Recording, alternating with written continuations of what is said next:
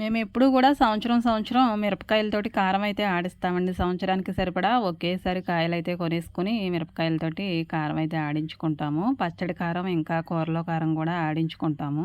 ఇక నాణ్యమైన మిరపకాయల కోసం వేట అయితే కొనసాగుతుందండి ఒక 4, 5 రోజులు. ఒక 4, 5 రోజులు కష్టపడినా గానండి ఏం పర్వాలేదు. ఎందుకంటే సంవత్సరం అంతా ఆగాలి కదండీ! అందుకని నమ్మకమైన చోటైతే మిరపకాయలు తీసుకుంటాము. కళ్ళాల దగ్గర మిరప తోటల్లోకెళ్ళైతే కొనేవాళ్ళమండి ప్రతి సంవత్సరం. కానీ ఈ సంవత్సరం మిరపకాయల పంట తక్కువగా ఉందో ఏంటో తెలీదు గానండి. కళ్ళాల్లోకెళ్ళి కొనడానికైతే అయిపోయాయంట. ఇక ఏం చేస్తామండి, ఇక ఇంటి దగ్గరకైతే వస్తారు కదండీ! సైకిళ్ళ మీద, బళ్ళ మీద వస్తారు. వాళ్ళ దగ్గర నమ్మకమైన వాళ్ళ దగ్గర ఇంటి చుట్టుపక్కల వాళ్ళందరూ కొనుక్కుంటూ ఉంటే ఇక మేము కూడా కొనేసామనమాట.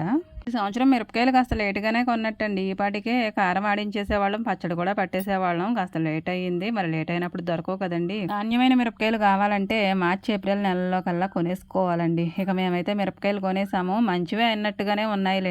మంచివి కాకపోతే అత్తయ్య అసలు తీసుకోరు.